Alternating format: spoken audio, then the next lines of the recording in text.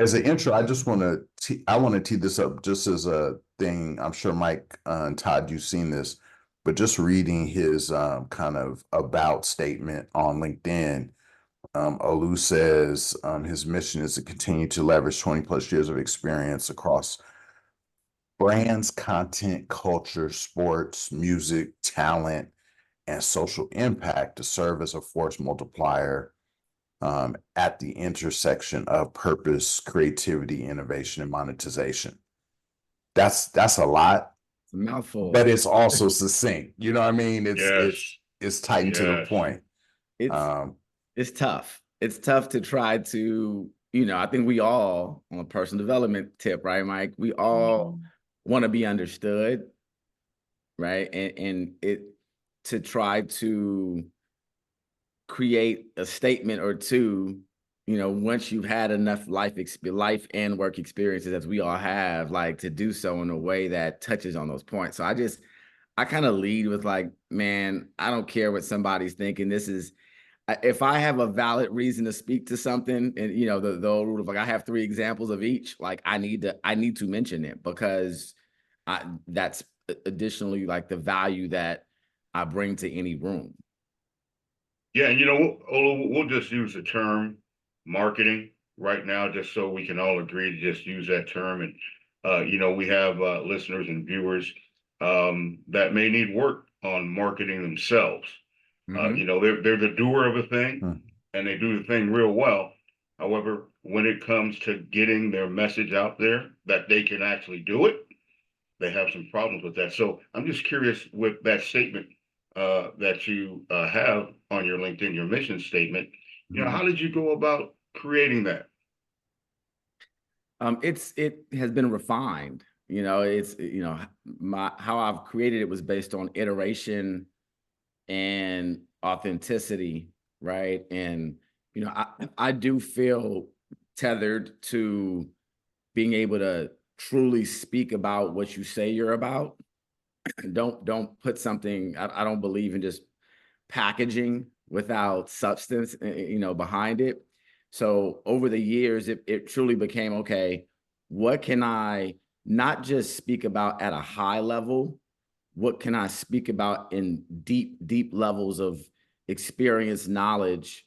And that formed how I approached teeing up that mission statement, right? And again, it became a collection. If you quickly see the mission statement and then you go down the line of experiences, my work experience, my work experience should support what you see in my mission statement, right? And if I'm not doing such, then we have to figure that out. So to try to answer your question more succinct, it was a result of the collection of experiences and trying my best to create a succinct statement that was authentically reflective of my experiences throughout my career journey. We always relate sports with career development because, it's been socialized so much that people do kind of have that understanding of the balance between personal development, whether it's, getting a better jump shot or working with your left hand better. I'm talking basketball, but, and then also what it's like playing in that team environment, whether it be local Boys and Girls Club, YMCA, AAU, high school, etc. The question ends up being, and we heard this at the National Basketball Players Association tournament, the Throne, but is it better just to jump into play? Like AAU is just all play, and I've heard parents or other people talk about there's not enough practice on skills development, so you kind of just get what you get in terms of the play. Or is it better to take time to focus on the practice and the skills development and then apply that to the games? And think about, from an education standpoint, we are essentially thrown in, right, and sink or swim, right, with no skills development. Yeah. It's a weird balance. It's a weird imbalance when it comes to professional, but I think in the sports side, we at least understand a little bit more. Right. There's like traditional ways that we've wrapped our head around how we categorize it, I guess, right? Is like from a process perspective, we're able to say experience versus, skill development, where that's like it's kind of impossible. It's not impossible to do in the work format, but every kind, you hear it when you're in college. No matter what you've learned, every company you work with is going to have a different corporate culture, a different slight way of doing, their approach. Me working on the front end of like sales and partnerships, there's different sales partnerships, philosophies and styles and levels of aggressiveness. And so it becomes you pick up your skills in the arena, right, or the environment that you're in based on, what's the prevailing culture. Or loose. Sometimes people look at the end result of what they want, and oftentimes it's based on other people's success. So in those in-between stages, or where you have the job that is a good job, but it doesn't necessarily have the purpose-driven, intention or process that, would be fulfilling for people, then they're kind of stuck in between, and they start to feel stuck depending on how long they stay in those roles. You've been able to interweave entrepreneurial endeavors that, to your point, give you more of that, hey, I'm walking the walk, I'm living my mission. How have you been able to piece that together? Talk to us about the journey of creating your overall entrepreneurial life. Yeah, I think I go back to my childhood a lot, and the things that foundationally contributed to my psychology. And I just always, my thought process was always, when I'm in a room, I want to figure out like what makes this thing go round, right? If I'm in a restaurant, like, how does this work? How does a business stay afloat, right? And so that, I think, was kind of like the core of my entrepreneurial mindset, was just like being curious and trying to figure things out. And so as I went through my journey, I never allowed whatever, four walls I was in, whether it was in college, um, you know, my first job at Warner Brothers, my role, I began as a production assistant in post-production, thanks to Brian Wright, right, and his guidance.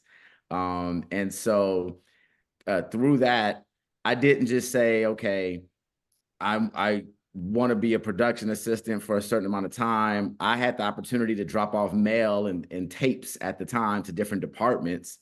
So I was always curious. And so through the exposure and in my desire to say, you know what, let me take a deeper look into that.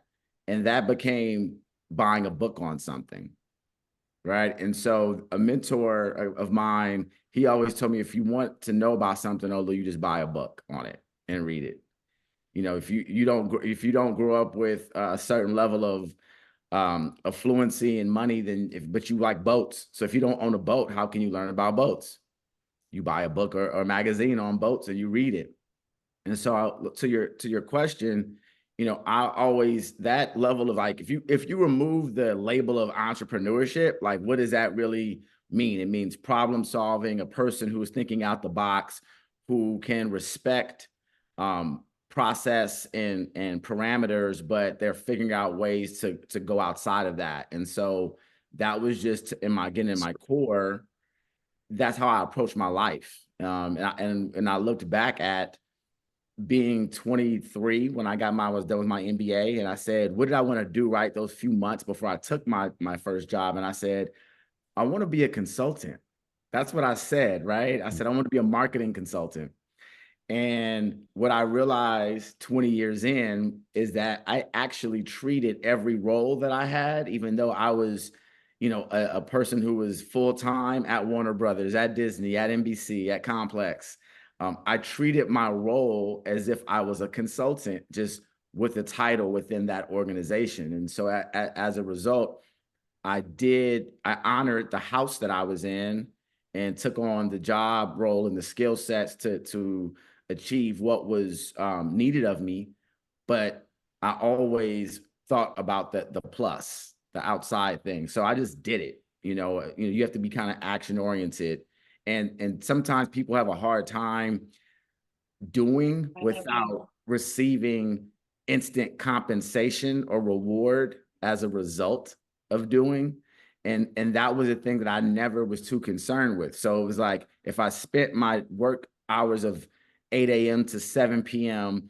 in the job that I was getting paid for, that was okay. That from 7 to 9, I was leaning into things that were tangentially related to my work experience, but didn't in the immediacy have a ROI, a revenue monetary ROI tied to it from the immediate. And I hope that kind of speaks to what you're asking about. It's just kind of like psychologically the approach of doing more just based on curiosity and not allowing, any external parameters or labels to define how I'm going to approach my desire to be curious and learn and add value as a result, right? To even the role that I was in.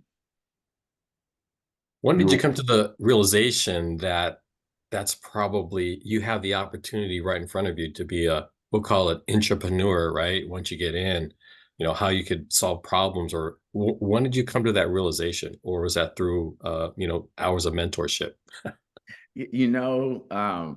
I'll give you a little hot take on me. I was at Warner Brothers from the years of 2004 to 2011, so 7 years.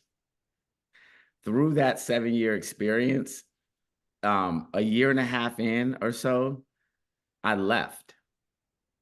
I resigned from my role. I mean, I don't even know if Brian knows this or remembers this, or he may not have known. I left to pursue. I went and got my real estate license. And I did that as soon as I graduated. But then I went and decided that I wanted to pursue it full time. But I left twice and was lucky enough to have people who the department that I worked for, that they were gracious enough at those different blips in the career of that 7 years to offer me another role back within the department at higher salaries, excuse me. And I think it wasn't no one kind of told me, right? It was kind of like, I thought I wanted to do some other things. And so as a result, I went and developed some other skills and got some experiences. But what ended up happening is, just from a marketplace, I was not having the best of luck turning over or converting revenue. And so it just that the job opening still aligned to that department, but I was able to come back in, but I came back in as such a stronger candidate, right? Within that department as a result of taking on these external experiences. So to your question, and I've been lucky enough to have people who I've looked at as mentors. But I'll be honest with you that, I didn't necessarily have like true formal mentor relationships, right? So a lot of it was experience, just learning through the fire, like, right? Learning through the experience. And then, of course, I had these two gentlemen in my world, and my older sisters, of course, who, when I needed to bounce a scenario or thought off of, they were available for me. But I would probably say, to be very honest with you, 80% of my decisions have been made based on me jumping and doing something and then coming back. So to try to like wrap it up in a bow, it was just kind of like my decision to leave my roles. Again, like, that's a step further than just going and buying a book and reading and starting a side job. I actually left and then came back and then saw the success that I had within that role as a result of some of those external experiences. So I don't know that I would ever tell someone or recommend someone like go as drastic as leaving your role, like jumping out. But I think not being afraid, again, just to seek the external experience, whatever that may be, it then will reflect in your ability to add value to your existing role. And that is what showed me that I have to figure out the fine balance of doing that, but do that nonetheless, and I'll be a better teammate, employee within that particular department. But let me bring up some notes. So to Todd's point about mentorship, your network, though, in general, and your previous managers or peers or what have you, or work colleagues. I think that's the one thing that's been lost on the next generation coming up. And even, I would say, I would include myself in this, to where people aren't great at cultivating and nurturing that network to where it constantly is there for you to return if you so choose, or if an opportunity comes up. I think these two guys that I partner with have great networks as well. But talk to us about how, I mean, seriously, man, you're like, you have a network that's second to none, in my opinion. So talk to us about how you've been able to be successful cultivating that. Yeah. You listen, some of it is always by the graces of the universe, right? Like I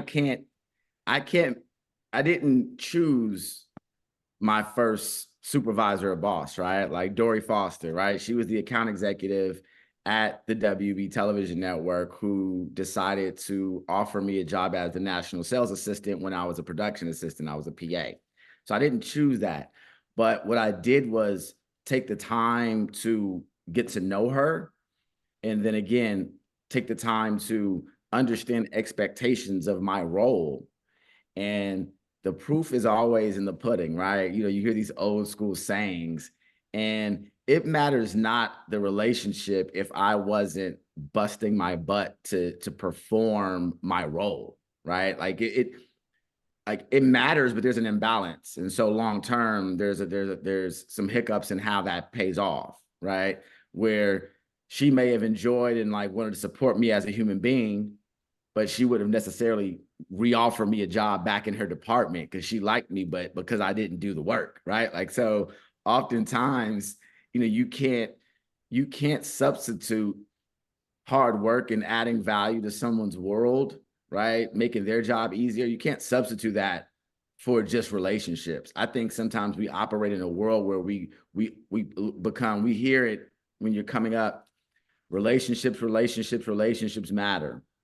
They 100% matter.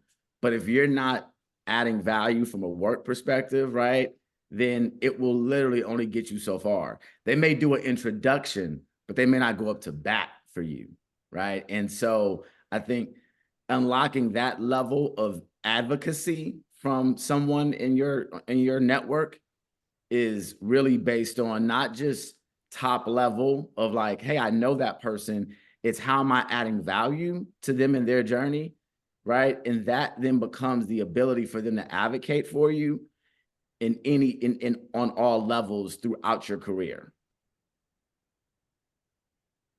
Hey, we can edit this, but Okay. unlocking advocacy is a fire term. That's deep, man. That is very deep. To be honest with you, I'm loving that. I'm feeling very grateful for this moment because oftentimes we don't have time to reflect, right? And to your point, it becomes, I don't know why she, like you may say it, hello, like, I don't know why she was willing to offer me a job back twice, right? Like, and it's like, it can't just be because I'm a nice guy, right? Like, we all meet people who are nice. And so it really, you gotta, if you're unpacking it, it becomes, okay, I did my best to show up as a human being with integrity for sure. But then it becomes the work. And you struck on something earlier speaking, Brian, and again, I don't know if it was recorded or not, but is balance, right? And so balance, or this recipe that it requires different types of ingredients that will serve for a desired outcome, right? And that desired outcome is based on a collection of efforts, which is getting to know someone, understanding who they are, understanding how you can support them in their personal life journey and then in their professional life journey. And that's been something that, again, I think I've been lucky enough to just pay attention around me, be uber observant. And, I go back to growing up in the environment that I grew up in that required me to be extremely observant, or, I could have been caught in some very tumultuous situations. So if you're uber observant, you're able to navigate whatever that may be. And so I took the skill set of being extremely observant, and I took that into every environment that I was in: college, professional, okay, departments. Okay, I have an account executive, Dory Foster. I have an account manager, Brian Myers, and they have different personalities. And so how do I manage both those personalities when they're so different, right? What is required of me? I know I've been spending a lot of time on the early years, but something I have to tell this story is that, again, Brian Myers, who was the account manager at Warner Bros. When I was an assistant, he grew up in Orange County, right? Suburban Orange County, totally different environment. And full disclosure, my last 2 years of high school, I actually moved out of inner city LA and moved to Orange County. And some of my family allowed me to stay with them and kind of helped, create a better environment for me. Nevertheless, our worlds were totally different. And so we began doing a CD exchange. I gave him his first Jay-Z CD, and he gave me my first Coldplay CD. And so we would do CD swaps every like 3 weeks. David Bowie, right? He gave me my first David Bowie CD. I've never purchased or listened to David Bowie. And so Ziggy Stardust and the Ghost from Mars, right? Like and through that experience, it created this connection that 20 years later, Brian Myers is an executive vice president at an advertising agency. And sure, I did a bunch of work, but we connected in a way throughout our career that is untouchable. That bond is priceless. And so it's that balance of me busting my butt. Brian was a hard guy, right? He had expectations of excellence, and I did my best to work towards that for him. But that I guarantee that if even in doing so, had we not had that level of personal connection and go deep, then there wouldn't be the same level of advocacy for me throughout my career that he's been able to show. So again, it's the balance of working hard, knowing what you're there for, and then trying to truly connect with people. That hard work ethic, Olu, is something that's been coming up quite a bit over the last several years post-pandemic. You have demonstrated your willingness from the beginning to work hard, being a PA, coming out of school, saying, you know what, I'm going to start at the ground level. I'm going to work in an environment where I have a demanding manager or boss, if you will. And you know what? I'm going to do what I need to do to make this work. As Todd mentioned, we work with individuals who are early in their career, some of those individuals. What can you tell them, Olu, with respect to, that work ethic, how important it is to sometimes just do what you have to do, keep your nose to the grindstone, and get it done? Right. It's hard to articulate the long-term kind of residual benefits of working hard in the moment, right? Because you want to progress, you like as soon as possible. You may even be worthy of that. You may be worthy of that progress at some point, but there's something about being committed to a goal and to not just learning a role, learning skill sets, mastering, and that's the thing that I think I try to speak towards, whether I reflect from my own journey or I'm talking to other people who are early on the career, is it's not about learning your job and doing it good, right? Because I think those are kind of one of the same when you think about, okay, it takes a year in to really learn your role. It takes a second year, 2 years, right? Or 2 to 3 years to get good at it and get in a true groove. But then it takes that year 4, year 5 to begin to master that role.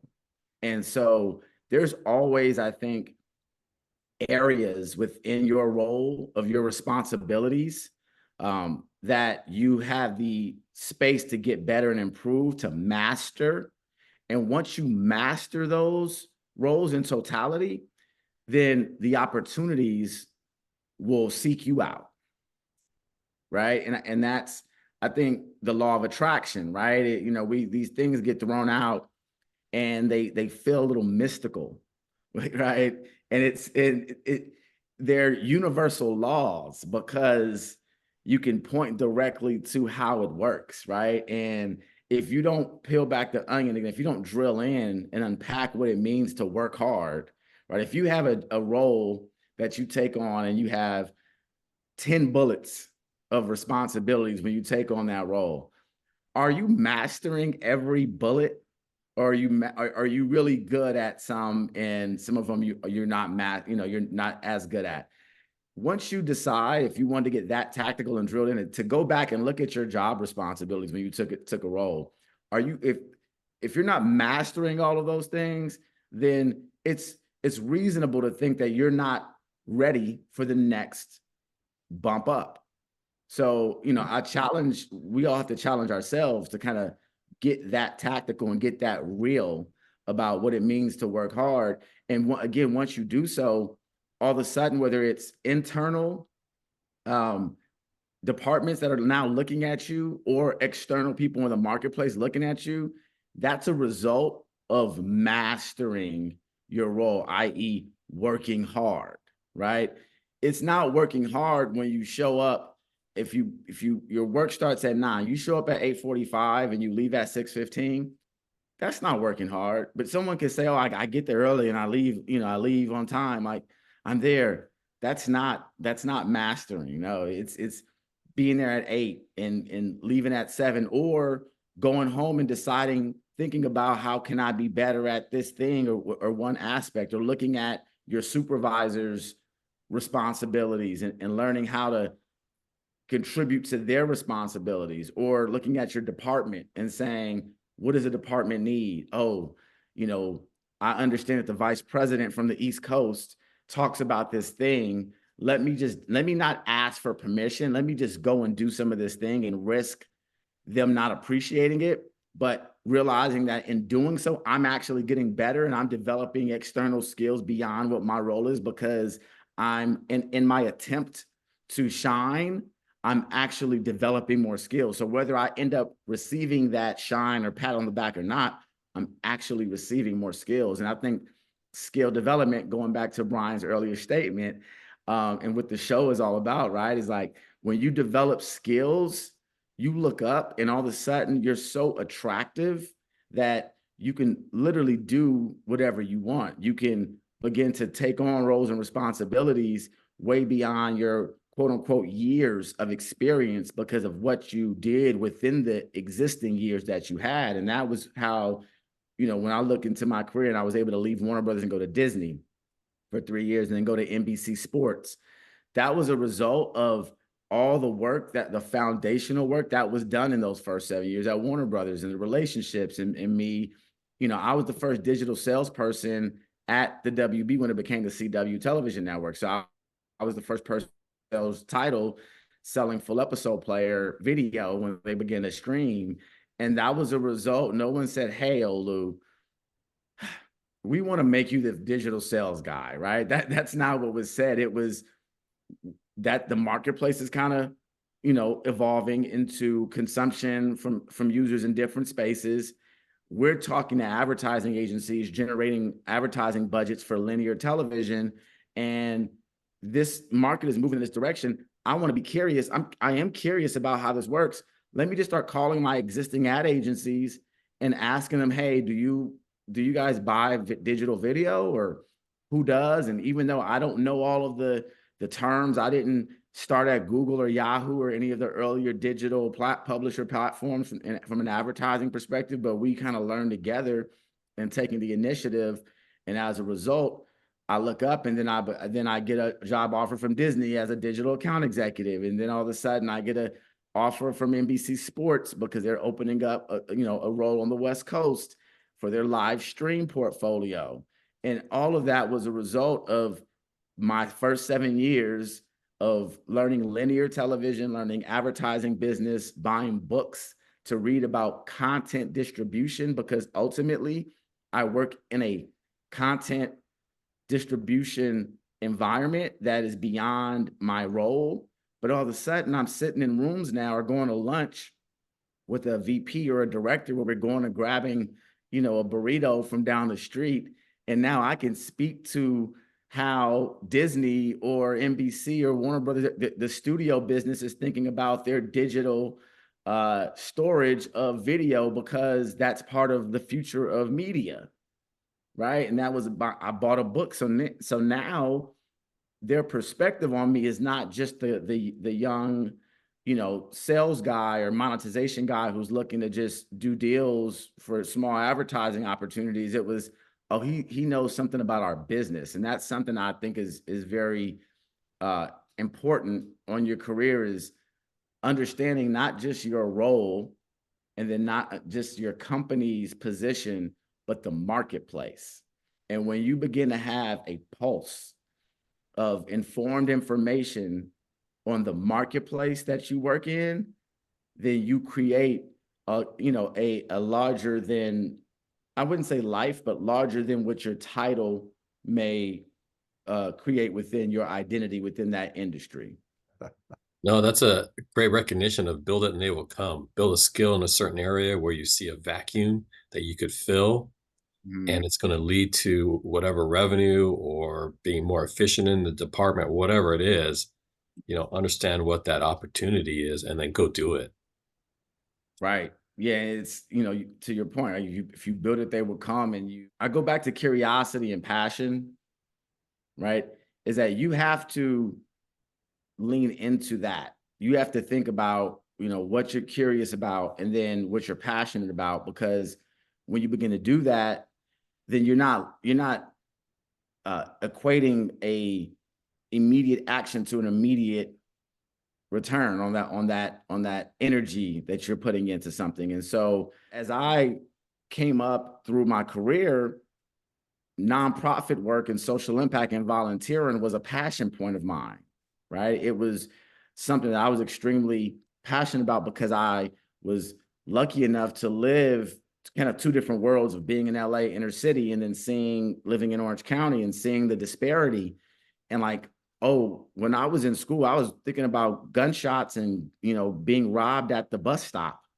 And then all of a sudden I'm in Orange County. And so that's not part of my morning regiment of thought, right? My morning regiment of thought is just getting up and getting ready for school. And so reflecting on those things pushed me to, when I had a job and had a role, be able to then say, okay, well, how can I give back to people who are in environments in which they can't even just be a child? They can't even just think about school because they're thinking about the safe route to school.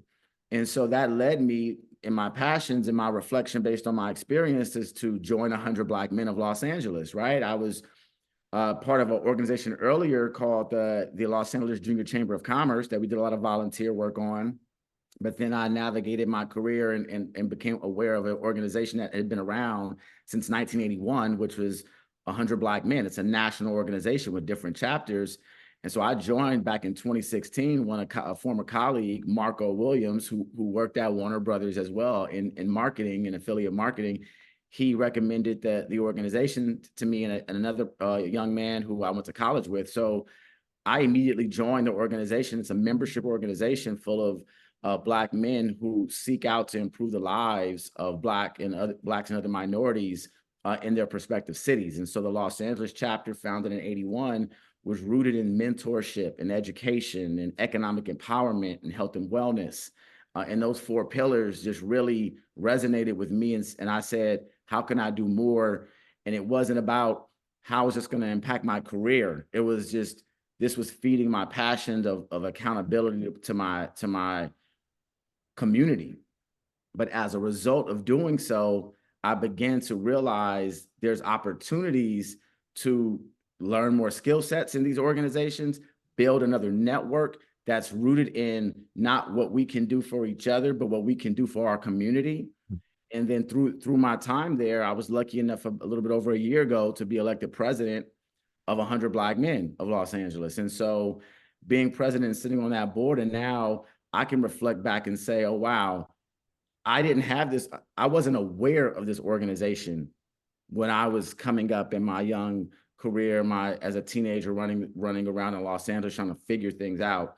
But now I have an opportunity to contribute to what was created before me and have a impactful role in helping it go on for another 42 years. And so that's where I sit now, right? As I look up, and I've worked across all these different television networks, had a chance to work at Vivo and Rock Nation in New York and Complex, and working with the National Basketball Players Association.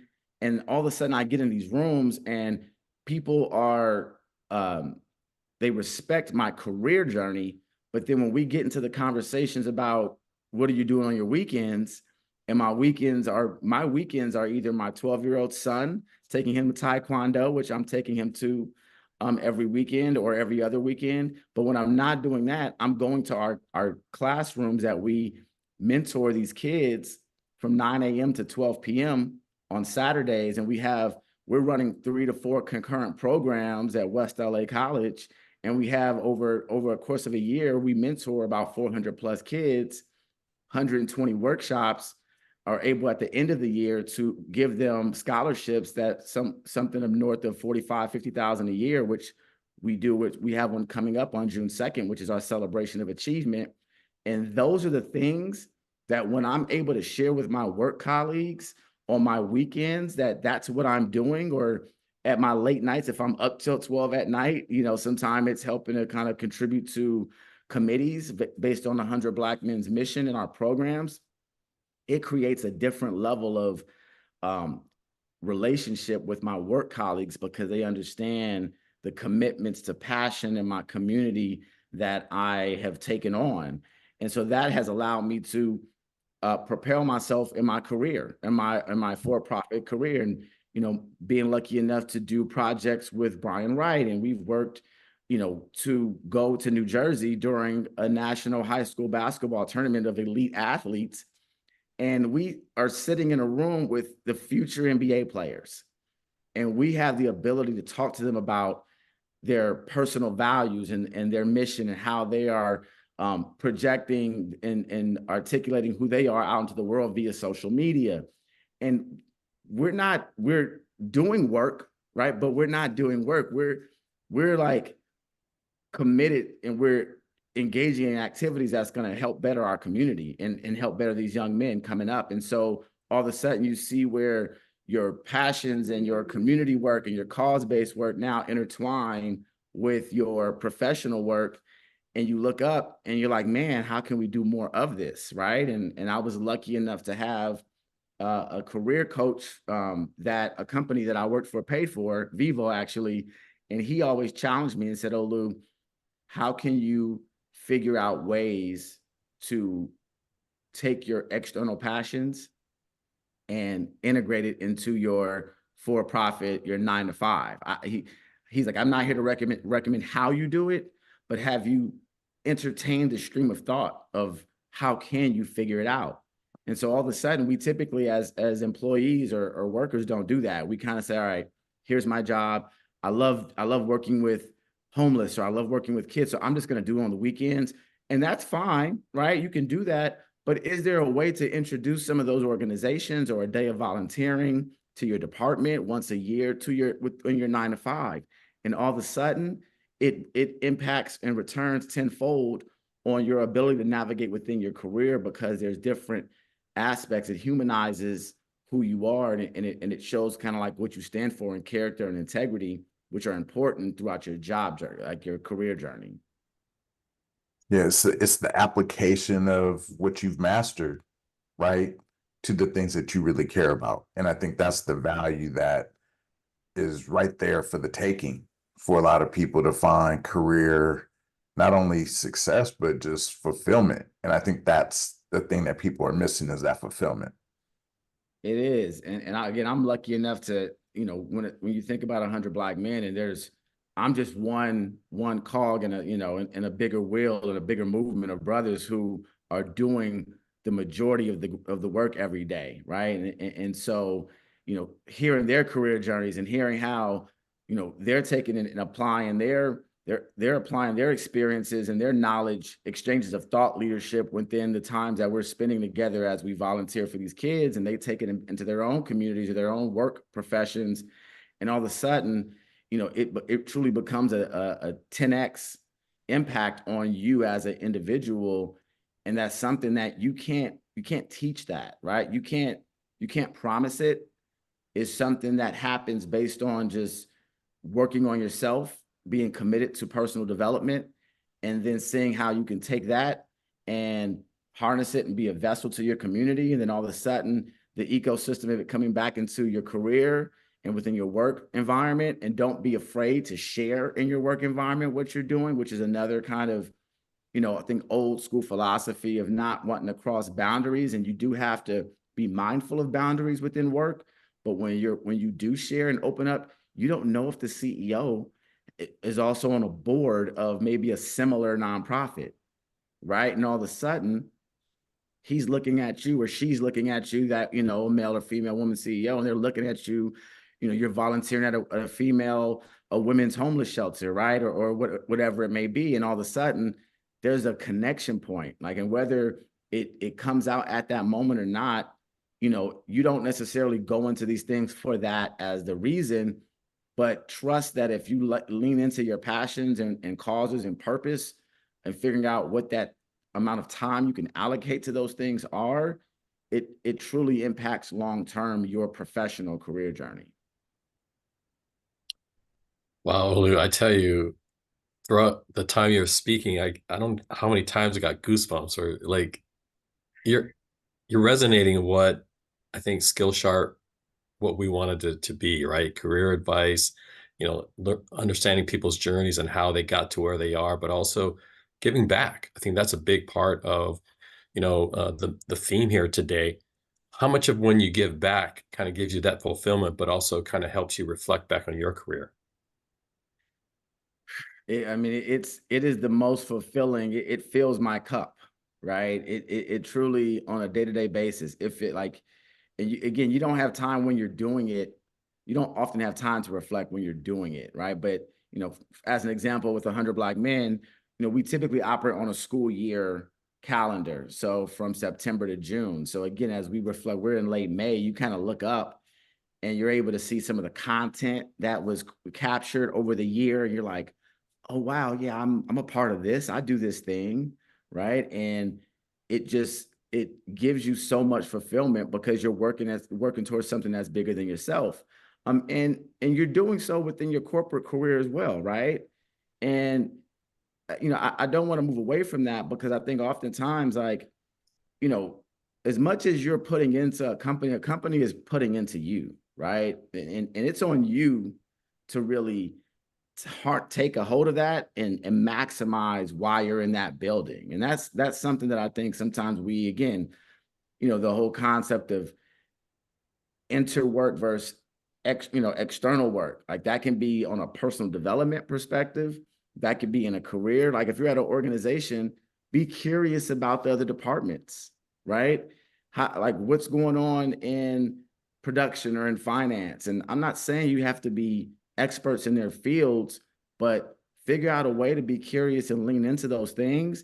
And all of a sudden, maybe you're finding fulfillment because you're learning new ways of how they operate or what their consideration set, right? And sometimes you may not get a deal approved, or a campaign doesn't perform, and your department, your marketing team, you don't get the budget, you don't get the same budget allocation in the following year, and you're not wondering why. You're like, I thought this was a cool campaign, creatively it hit the mark, but you didn't. Maybe you should have a conversation with finance, right? Or the CFO or the VP, and understand when they're looking at how they define success and metrics for P&L, and when they're deciding to cut a check to a department or increase a budget, maybe they're looking at things based on some formula that is directly tied to sales revenue or whatever those ways of how they evaluate and analyze success.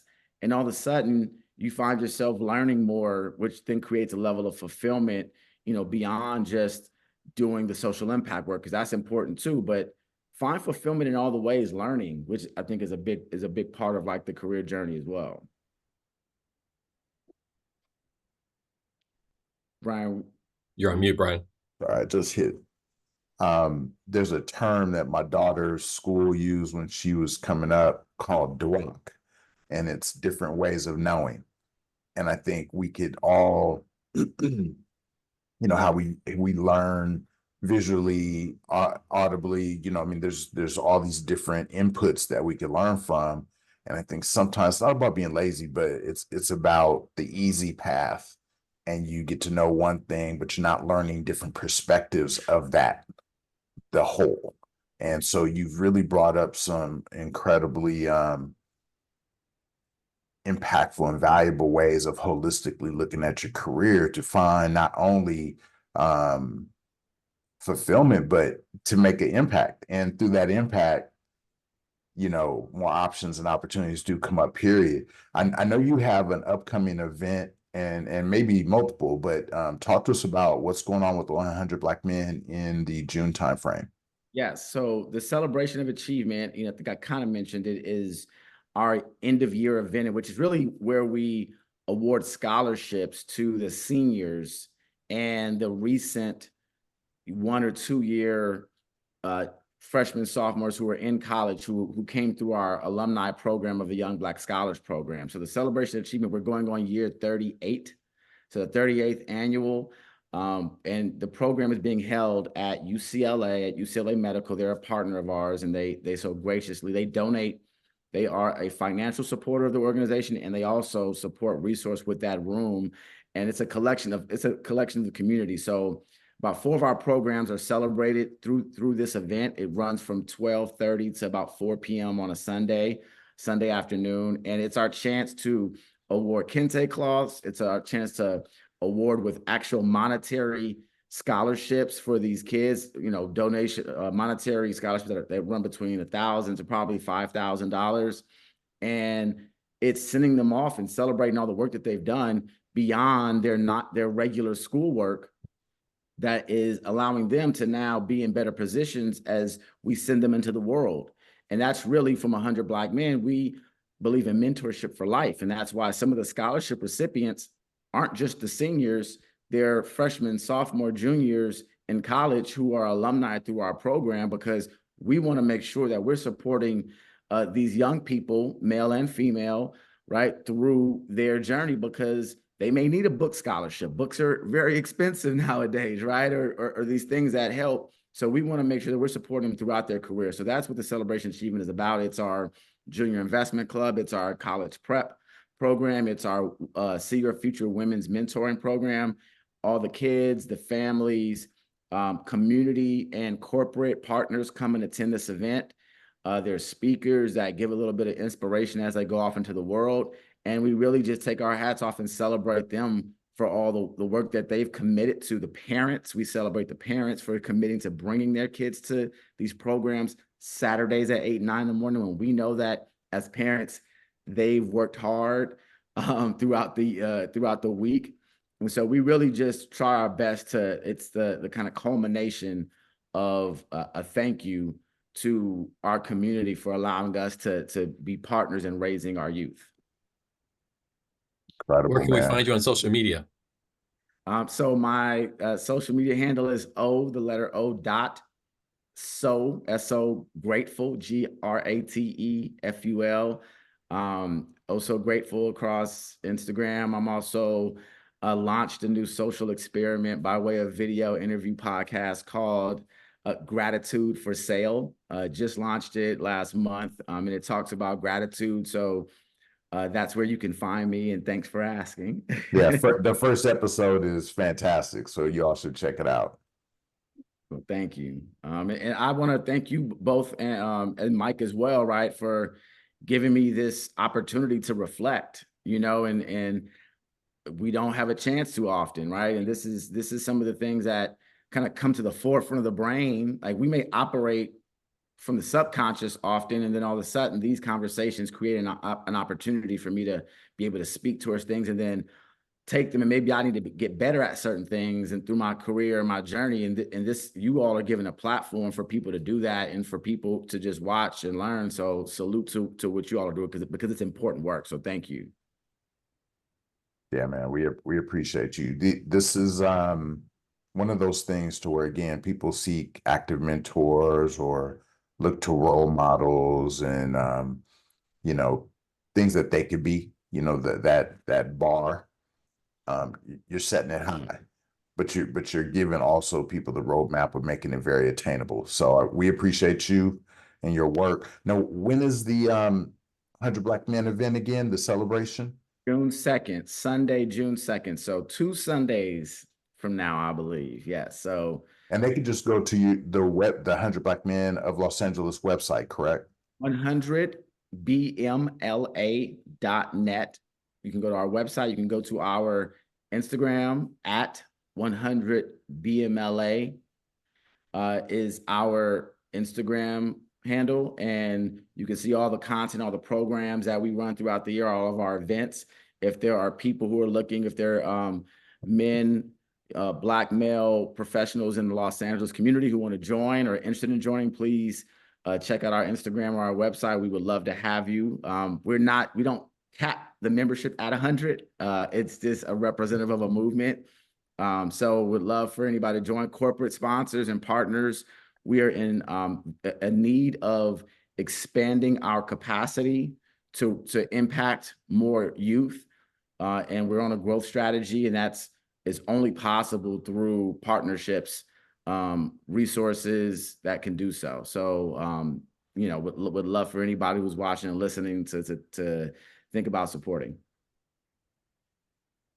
Excellent job, man. All right, thank you. Thank you. Yeah, no, it was huge.